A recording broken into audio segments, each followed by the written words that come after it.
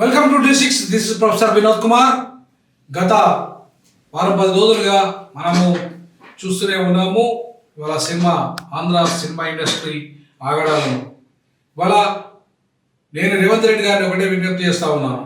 మీరు తెలంగాణ ఫిలిం ఇండస్ట్రీని బాగు చేస్తారా, లేదంటే మళ్ళీ తిరిగి ఆంధ్రలోకి అప్పయిస్తారా? కామన్ క్యాపిటల్ పరిధి కూడా 10 ఏళ్ళు దాటిపోయింది. ఇప్పుడు ఎవరికి కూడా ఆంధ్రలోకి తెలంగాణ ఫిల్మ్ ఇండస్ట్రీ మీద అధికారం ఉండదు. దానికి పూర్తి సర్వ అధికారాలు తెలంగాణ ఫిల్మ్ ఇండస్ట్రీ మీద తెలంగాణ వాళ్ళకే ఉంటాయి. కాబట్టి తెలంగాణ ఫిల్మ్ ఇండస్ట్రీని మీరు అంతర్జాతీయ స్థాయికి ఎదిగిస్తున్నా, లేకపోతే ఇంకా మొత్తం అమెరికా స్థాయికి ఎదిగించినా, కానీ స్థానికంగా ఉండాల్సింది 75% వాటా అన్ని రంగాల్లో. ఆ 24 క్రాఫ్ట్లో ఏవైతే ఉన్నాయో ఆ క్రాఫ్ట్ అన్నింటిలో కూడా 75% వాటా ఇవాళ తెలంగాణ వాళ్ళకే ఉండాలి. మిగతా 25% వాటా మాత్రమే ఇతర రాష్ట్రాల వాళ్ళకు ఉండాలి. ఇవాళ మిమ్మల్ని మొన్న కలిసిన మొత్తం దిల్ రాజు నేతృత్వంలో కలిసిన ఇవాళ దిల్ రాజు తెలంగాణ వాడు, మైగ్రెంట్ తెలంగాణ వాడే. ఆయన కూడా వాళ్ళ మూలాలంతా కూడా ఆంధ్రలోనే ఉన్నాయి. అట్లాంటి వాడికి తెలంగాణ ఫిల్మ్ ఇండస్ట్రీ నాయకత్వం అప్పచెప్పారు. ఎందుకంటే ఆయన రెడ్డి కాబట్టి. సరే, ఓకే, మీ రెడ్డికి నాయకత్వం అప్పచెప్పిన రేవంత్ రెడ్డి, మాకు అభ్యంతరం ఏమి లేదు. కానీ ఇవాళ సమర్థవంతంగా తెలంగాణలోనూ బీసీ, ఎస్సీ, ఎస్టీ మైనార్టీలు 93% ఉన్నారు. 93% తెలంగాణ ఫిల్మ్ ఇండస్ట్రీలో వాటా ఇస్తూ ఉండాల్సిన అవసరం మీ మీద ఉంది. ఎందుకంటే ఇవాళ కేవలము నితిన్ రెడ్డి అట్లాగే విజయ్ దేవరకొండ, ఇద్దరు రెడ్డి వెలమలు మాత్రమే మనకు కనబడుతున్నట్టుగా సినిమా హీరోలు కనబడుతున్నారు. మిగతా విశ్వక్సేన్ కానీ మరి ఇంకొక పేరు ఏదో ఉన్నట్టుంది. 4 హీరోయిన్లు ఇక్కడ సిద్ధు తెలంగాణ వాళ్ళు అంటున్నారు. మరి వాళ్ళు కూడా మూలాలు ఆంధ్రనే అంటున్నారు.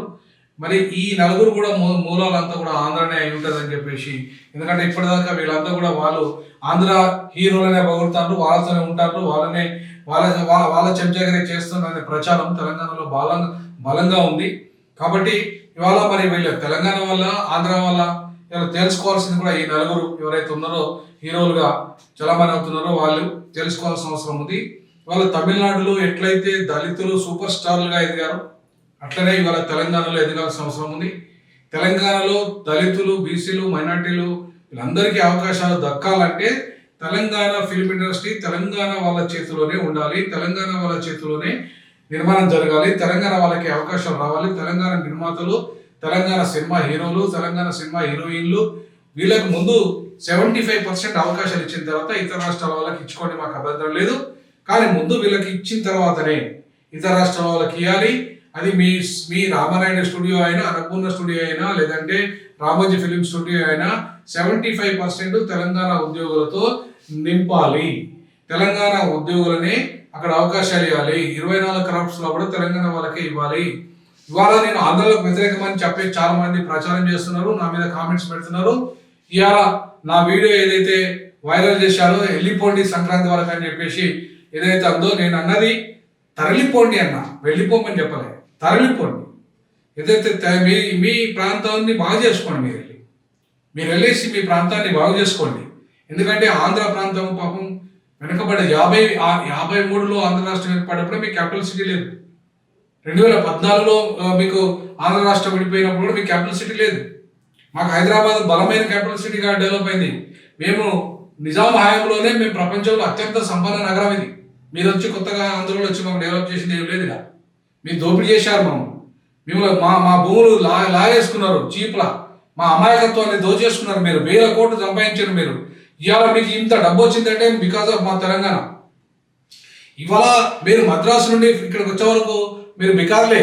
మీరు పెద్ద ఇన్ని 1000 కోట్లు సంపాదించిన వాళ్ళు కాదు, లేదా పాన్ ఇండియాలో స్థాయికి ఎదిగిన వాళ్ళు కాదు. మీరు మద్రాసు నుండి ఇవాళ వాళ్ళ అవకాశాలు మీరు కొట్టేస్తున్నారని చెప్పేసి వాళ్ళు అక్కడ మిమ్మల్ని వెలగొట్టారు. సో కాబట్టి ఇవాళ మిమ్మల్ని వెలగొడితే హైదరాబాద్ వచ్చింది. మీరు ఇలా హైదరాబాద్లో వచ్చిన వాళ్ళు ఇవాళ మా అవకాశాలను దెబ్బకొట్టి ఉమ్మడి ఆంధ్రప్రదేశ్లో మీరు దొబ్బిన అవకాశాలని తెలంగాణ రాష్ట్రం వచ్చిన 10 ఏళ్ళ తర్వాత కూడా మీరే, ఈవెన్ కామన్ క్యాపిటల్ పరిధి కూడా అయిపోయిన తర్వాత కూడా మీరే చేస్తారండి. ఇది ఎక్కడి న్యాయం? ఇది ఎక్కడి అన్యాయం? ఇది ఎక్కడి అధర్మం? ఇది రేవంత్ రెడ్డి ఎట్లా సమర్థిస్తాడు? దీన్ని ఏ రకంగా రేవంత్ రెడ్డి సమర్థిస్తాడు? రేవంత్ రెడ్డి తెలంగాణ ముఖ్యమంత్రి, ఆంధ్ర ముఖ్యమంత్రి. మరి తెలంగాణ ముఖ్యమంత్రి అయితే తెలంగాణ వాళ్ళని సమర్థిస్తావా, ఆంధ్ర వాళ్ళని సమర్థిస్తావా? ఆంధ్ర వాళ్ళకి అవకాశాలు ఇస్తావా, తెలంగాణ వాళ్ళకి అవకాశాలు ఇస్తావా?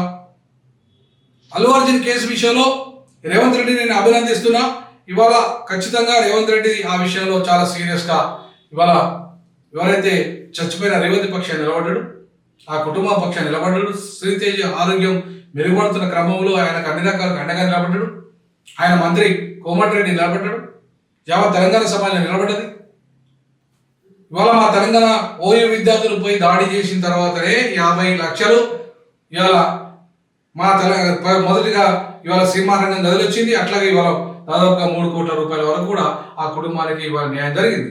అంటే 14 రోజుల వరకు మా ఓయూ విద్యార్థులు పోయి అల్లు అర్జున్ మీద రాలేసే వరకు కూడా ₹1 ఎవరు తీసుకొచ్చి ఇచ్చిన పాపన పోలేదు.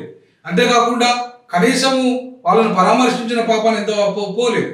సో కాబట్టి ఇవాళ ఆ పరామర్శలు కానీ, చనిపోయిన బిడ్డ పరామర్శలు కానీ, బతుకున్న అబ్బాయికి పరామర్శలు కానీ, చనిపోయిన తల్లికి సానుభూతి కానీ ప్రకటించిన ఈ దుర్మార్గులు ఎవరైతే ఉన్నారో, ఎవరైతే ఈ కనికరం లేని ఆంధ్ర పెట్టుబడిదారుల పుత్రికలైన ఎవరైతే 5 కుటుంబాల సినిమా హీరోలు ఉన్నారో, 5 కుటుంబాలు 5 కులాలు ఉన్నాయో, వీళ్ళ మీద రేవంత్ రెడ్డి కనికరం చేస్తావా, లేకపోతే ఇక్కడ ఉన్న తెలంగాణ సమాజం మీద చేస్తావా, తెలంగాణ సమాజానికి రావాల్సిన వాటా మీద చేస్తారా రేవంత్ రెడ్డి గారు తెలుసుకోవాల్సిన అవసరం ఉంది.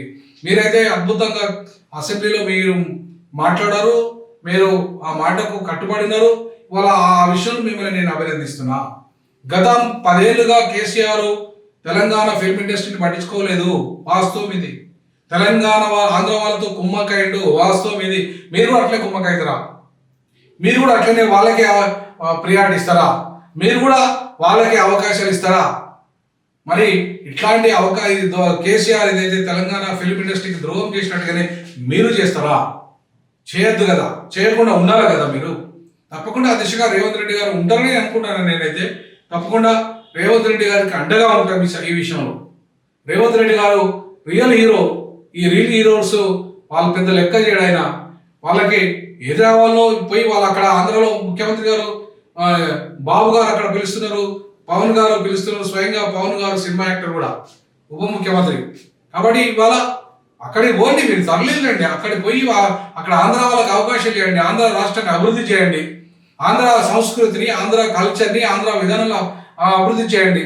ఇప్పటికి కూడా మీరు తమిళనాడుకి ట్యాక్స్ కడుతున్నారని చెప్పేసి మా గోనె ప్రకాష్ రావు గారు ఆర్టీఐ ప్రకారంగా వాళ్ళు ఇస్తే ఒక్క తెలంగాణలో మీరు మా తెలంగాణకు పన్ను కడతలేరని చెప్పేసి మాకు ఇప్పటికి సమాచారం. ఇంకా ఆ విషయంలో పూర్తి స్థాయిలో మేము సమాచారం రాబడతాం. మరి మీరు తెలంగాణకు పన్ను కట్టడంలో పన్ను కట్టలేనప్పుడు మాకు ఎందుకు ఇక్కడ ఉండి మీరు మాకేం రెవెన్యూ రానప్పుడు మీ వల్ల ఆ మొత్తం తమిళనాడుకు వాళ్ళు ఎంతవరకు పన్నే కడుతున్నారు, లేదా ఆంధ్రకే పోయి పన్ను కడుతున్నప్పుడు మాకెందుకు మీరు ఇక్కడ? మీరు ఎందుకు కూడా ఇక్కడ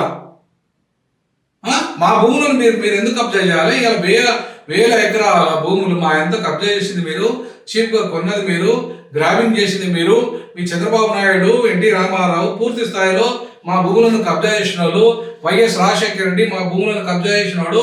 ఇవాళ కేసీఆర్ వచ్చి తెలంగాణ అయ్యిండు కూడా మాకేమి డెవలప్మెంట్ చేయకుండా ఇవాళ మీకే వత్తాసు పలికి మీ సంఖ్యలాగిన కేసీఆర్ ఇవాళ ద్రోహం చేసిండు తెలంగాణ ఫిల్మ్ ఇండస్ట్రీకి. మీరు చేస్తారా? రేవంత్ రెడ్డి గారు మీరు చేయరని నేను అనుకుంటున్నా. కాబట్టి రేవంత్ రెడ్డి గారు తెలంగాణ ఫిల్మ్ ఇండస్ట్రీని బాగు చేయాల్సింది మీరే. కేసీఆర్ లాగా ద్రోహం చేయొద్దు, దయచేసి కాపాడండి తెలంగాణ ఫిల్మ్ ఇండస్ట్రీని అని నేను విజ్ఞప్తి చేస్తూ, మీరు మన ఛానల్ని సబ్స్క్రైబ్ చేయండి, లైక్ చేయండి, షేర్ చేయండి, కామెంట్ చేయండి, ఖచ్చితంగా సపోర్ట్ చేయండి ఆర్థికంగా కూడా అని తెలియజేస్తున్నాను. జై భీమ్, జై తెలంగాణ, జై జై తెలంగాణ.